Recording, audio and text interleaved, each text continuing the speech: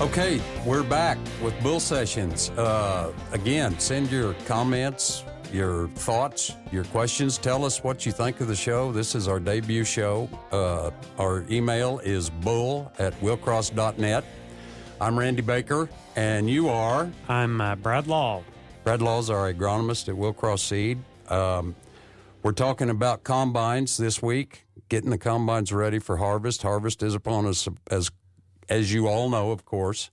A lot of things to talk about with combines, and we've covered quite a few of them. Brad, I had you hold a thought there. Did you do it? Did I hold it? The thought. The thought. Yes. The thought. The thought you was talking about here a while ago. What is it? Okay. Well, when we went on our break here, I had a little story I was telling Randy about. He was giving me a hard time about being in a hurry. Like, I'm not the only person that's ever got in a hurry or been excited about cutting beans or anything. Well, there was one year that it was I was cutting double crop soybeans because, that's always high risk, high reward. And it was one of those years it was going to be a high reward.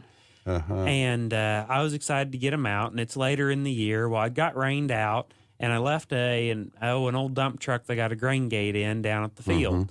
Well, I was going to dump on that I run a hopper and was going to dump on that truck first. Well, I thought I better not dump.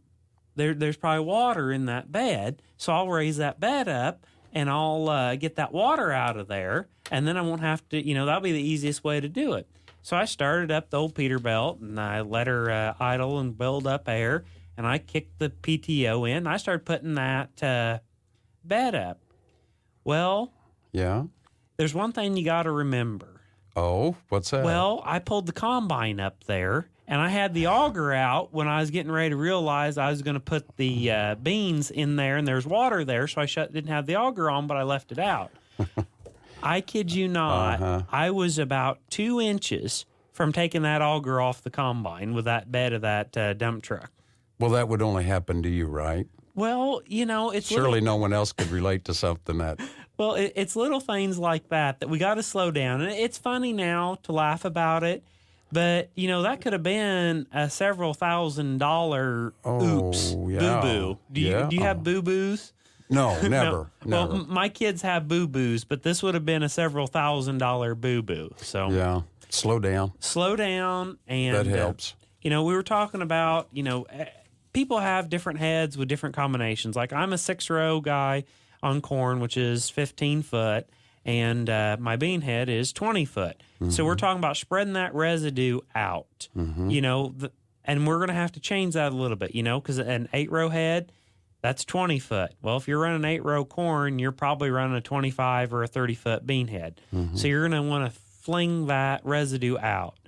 When we do that, I've seen guys that were running beans, and it was damp when they were running, and they pushed it on through, and the chopper wasn't throwing something wasn't quite right, and they weren't throwing the residue out. Well, I got the call, and I went out to the field the next year, and the corn was wavy. Well, everywhere all that residue was piled up, the corn was shorter, and mm-hmm. then where it had more bare soil, that corn got taller. Wow. So, it was a pattern. Whenever we look with issues as, doing agronomy stuff, and people say, hey, there's something screwy going on, come look at my beans, come look at my corn, we look for straight lines. And when we see straight lines, they're typically man-made. Mm-hmm. Okay, so when I saw that, we got the tape measure out, and, well, actually we had the wheel with us because we'd been doing plots, and I wheeled it off, and it matched a 30-foot spread pattern. Mm-hmm. So then it was like, well, typically, what's 30 foot? Well, the guy that rented the farm last year had a 30-foot head. That made sense, and so we were able to eliminate the problem, figure out what the problem was. Everything has a purpose. Everything works together. Well, and a lot of this agronomy stuff or issues, we've got to just slow down and look and see, look for the oddity. What is different on this? Why is this field's got some issue or problem versus this other? Mm-hmm. And then we say, oh, well, this one was, wet. Or, right. Oh, we had a bunch of weeds in this last year in the corn because, the sprayer was messing up. The belt was slipping on the pump or something.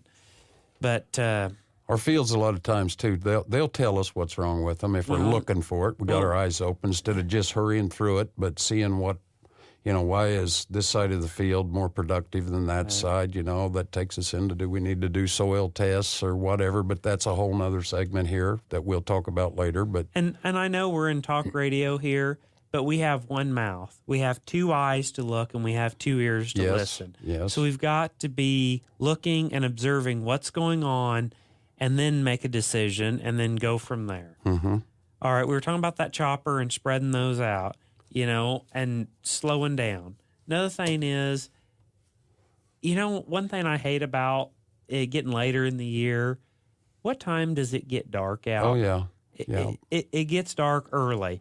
Well, we talked earlier about that combine and how it sets for so many months out of the year, and it just doesn't even hardly get looked at in the shed. Don't want to work on it in the dark? Well, if we have all these lights on these combines, well, we got to remember to make sure they work.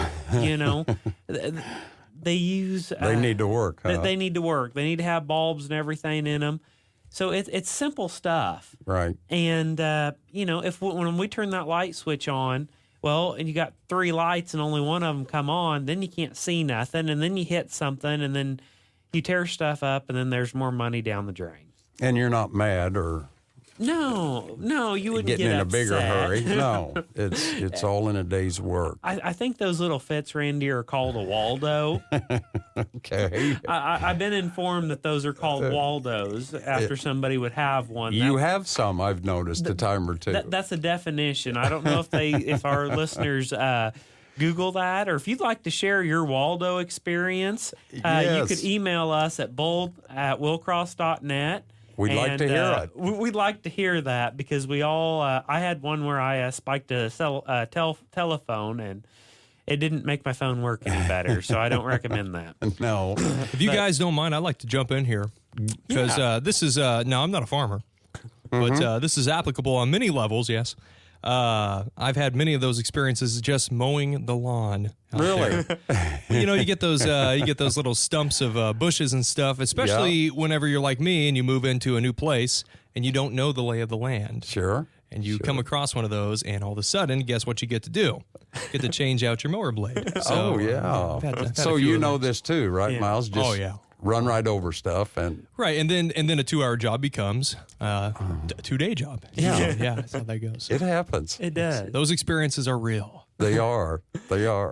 Well, Miles brought up a good point about getting a good cut on his yard. Well, everybody, you ever have a sickle and say, as soon as I finish cutting this year, I'm going to put a new sickle in before next year. So you try to make that sickle last through harvest. And then you're cutting at night. I'm doing that with the blades on my lawnmower right now. Yeah. Well, if you wouldn't mow gravel, that'd make them last a little longer. I got to go. I got to get it done. Okay. Well, you're cutting out there, and it's dusty, it's dark, you can't see Damp. 10 foot in front of you, and you go and you turn around and you like, man, oh, there's some stuff a little bit piling up in this one section on the cutter bar, but it's not bad. Well, then you get to looking at it after you drive back, play the game in the middle of the night. Where is the truck at?